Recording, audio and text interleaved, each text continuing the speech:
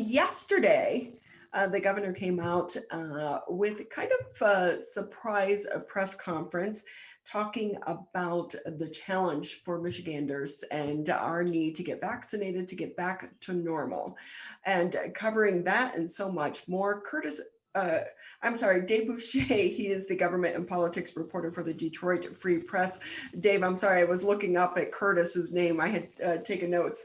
I follow you on social media. In fact, you did such a great job yesterday tweeting out all the information from the governor's press conference. How much of a heads up did you and your team get that presser was coming down the pipeline?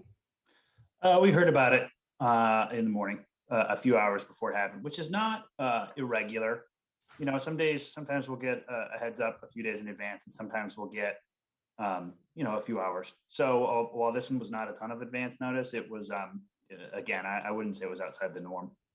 Because some people were saying that they thought that maybe it came down the pipeline because once you found out that the former health director was going to be testifying, and it kind of took the spotlight away from Robert Gordon's testimony yesterday.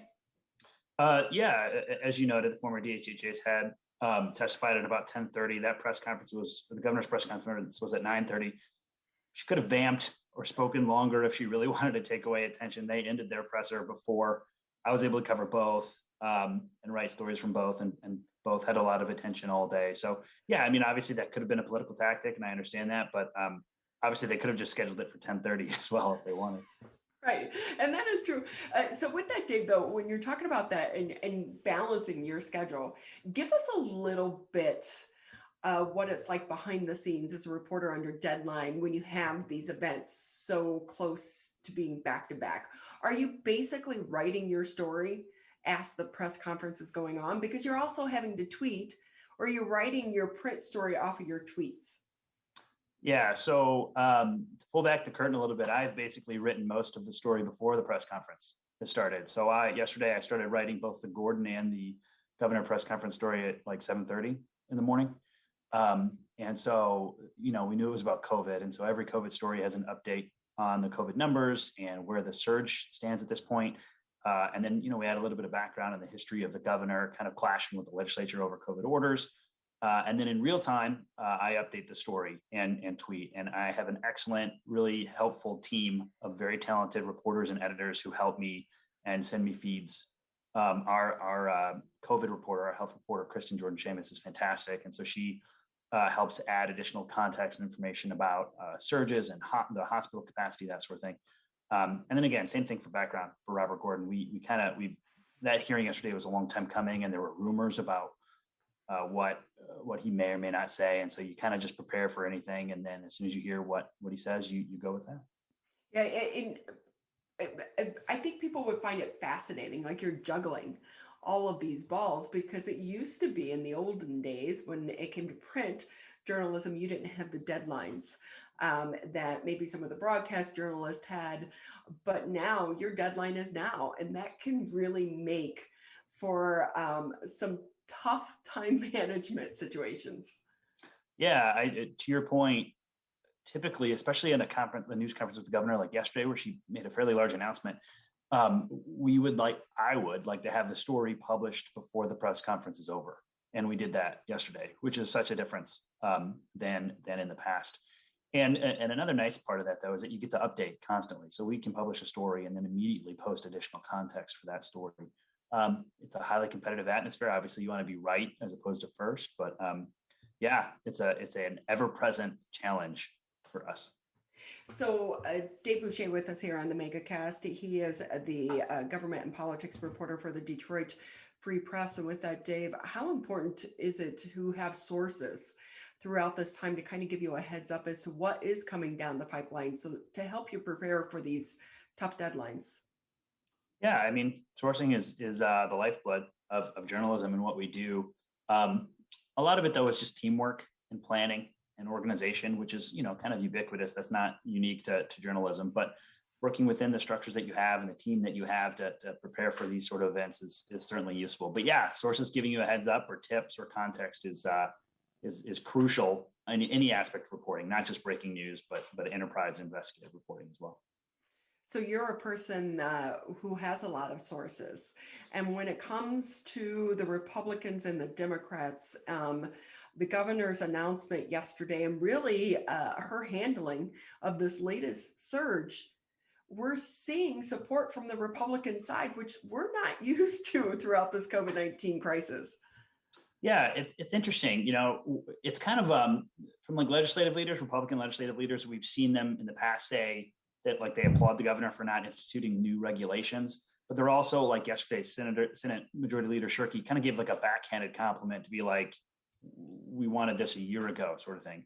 And at the same time, the Michigan Republican Party's stance has not changed at all. They are completely blasting anything the governor does, even if it's something that the highest ranking Republican official in Michigan says is a good thing. The Republican Party still comes out and says something about it is wrong. So, but you're right. There are supporters of the governor too who wanted her to put in new restrictions, and she didn't. So I have to ask you your thoughts on the governor's new plan, the Vaccination to Normal Challenge. Does it have legs? Yeah, I think that's a really good question. The governor's she's put all of her eggs into the vaccination basket before. And so it wasn't a surprise to see her come out with a plan and the health department come out with a plan that relied heavily on people getting vaccinated. It'll be interesting to see if and when Michigan kind of hits this point where all the people who really wanted to get vaccinated have already gotten vaccinated. And the demand is already starting to drop compared to the supply. Throughout the entire pandemic up to about now, the demand far exceeded supply. But once the state opened up on April 5th, to anybody being eligible for a vaccine, that's kind of shifted.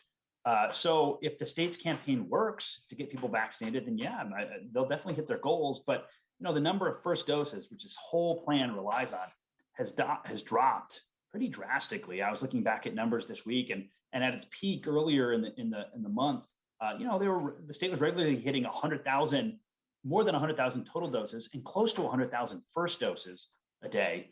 And earlier this week on Monday, the state administered 16,000 first doses. Wow. So that's a substantial difference. It doesn't mean that the state can't do it. It's just trends would indicate that it's going to be a challenge, and it might not happen as quickly as the state hopes and everybody else hopes for. So with that, we have seen such a shift in the governor's messaging. We had so much pressure from DC, from the CDC, to put in these restrictions when our surge was at its height, but the governor didn't do it. And now we're seeing this latest vaccination challenge. Plus, on the other side of this, when it comes to MDHHS, they have not been taking liquor licenses away from businesses that have been in violation. And as this continues to go on, I think anyone who's been out has routinely seen businesses, especially restaurants, aren't following that capacity limit or even the time limits. What do you think is behind the shift in the messaging from MDHHS and the governor? Do you think the two are tied in together? I think that's hard to say. I mean, obviously you can argue that the administration wants like a united front. And on the other hand, the Republicans and others have argued that MDHHS has been too heavy-handed with its enforcement of restrictions. They point to the pizza shop in Holland, and that restaurant is like their idea of like this like almost like a police state sort of argument in violations of MDHHS regulations. I think that MDHHS wasn't necessarily created to have like this massive of an enforcement arm, and so that just like the logistics of looking at every bar every minute in the state to make sure that they're at 50% capacity instead of 60% capacity is just a logistical challenge. But I do think it's fair to question the governor's changing discussions and rhetoric around orders and regulations. She would say that the availability of vaccines makes this surge very different than the surge in November. But if you go back and look at her words and the words of health department leaders in November when regulations were put in, the state said that regulations save lives and orders save lives. And it seems like, and her supporters have said this too, that you could have a combination of wanting people to get vaccinated and also increasing some restrictions. Well, I will say, I thought she really took a hit when the news came out about not only her top aides traveling, through the pandemic and the surge, but then it comes out that the governor did as well. And I don't think anyone is so much against her traveling. It's that at the same time, you're telling people not to travel. And for the thousands of people that have not been able to see their loved ones because of the COVID-19 crisis, she is taking off and going on a plane to, visit her husband. And I also wonder from a media standpoint, why didn't she just own up to that back when she was questioned about her top aides? Like, I'm like, it's going to come out, and it always looks worse when you don't control the message. Yeah, I can't speak to the governor's messaging, but yeah, it's very clear that her opponents and frankly a lot of her supporters were dismayed by that news, and the Republican Party and many others pounced on it and noted that there's some perceived hypocrisy. While there wasn't like a recent quote unquote ban on travel, it's very clear that the governor and the health department discouraged any travel that was unnecessary. And to your point, there have been a lot of restrictions on people visiting loved ones in nursing homes or going into the hospital with their loved ones. And so, it's been pointed out that people weren't able to see their dying parents or their very sick parents if they were in a facility like that. And the governor traveled out of state to go see her parent. And to your point, lots of people understand wanting to go see a dying parent. It's just this concept of like conflicting recommendations and regulations. So yeah, it has been I think it's fair to say that it has been an interesting month for messaging from the governor when it comes to this idea of not instituting new orders and kind of fighting with the Biden administration and the CDC on whether or not to do that, plus like telling people not to travel when she and some of her aides did. There's a lot of seemingly a lot of people talked about hypocrisy or mixed messaging there. But with that, it makes your job interesting. My job's always interesting. Yes, I agree. And see, when you first joined on, you missed the old Detroit City Council days. Sure. Every city council meeting, it was like, get the popcorn, just sit back and watch, because you never knew what was going to happen. And then when Duggan came into office, things pretty much quieted down because there's a lot of control behind the scenes. But now, recently, with the governor, and then you had, the dispute with Gordon. I don't think anything new came out of his testimony yesterday that we didn't already know. But now the travel, the COVID-19, and we have Jewel getting pulled over for drunk driving on top of it. Yeah, there's always a lot of moving parts and a lot going on at the legislature. There's never a slow news day for us, and so yeah, we do the best we can to keep up with it. And it can be hard to predict what can be the issue of the day. For example, there was obviously this massive announcement from the governor yesterday, and there was the Gordon hearing after he was subpoenaed to be there, and yet the Senate still found time to get into a fairly political fight over whether or not two people should be appointed to the Michigan Cherry Commission. Like, that's something that, the public probably didn't see coming or understand why there'd be a fight. And it was very clear that something had been going on behind the scenes, away from the public's eyes, related to whether or not the people who were nominated were qualified or the right people, or if feelings were hurt. And it seemed from this like vague debate on the Senate floor that feelings were hurt, but like, who can predict a fight over the Cherry Commission? So yeah, never a dull moment. So with that, Dave Boucher with us here on the MegaCast. He is the government and political reporter for the Detroit Free Press.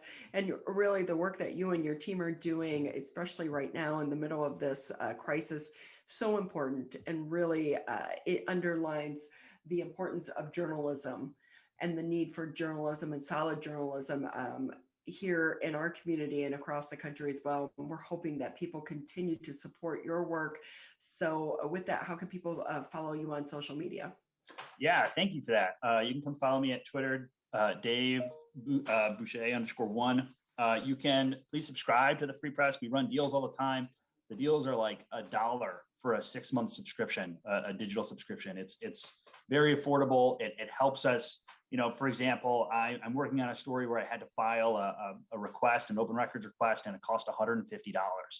And so while that's like a relatively inexpensive request, like in theory, that would take 150 subscriptions to pay for. So what we do, I appreciate what you're saying. It's important. We think it's important, but it's also not free and it's not cheap. And so anything that the community can do to support us, we really appreciate that.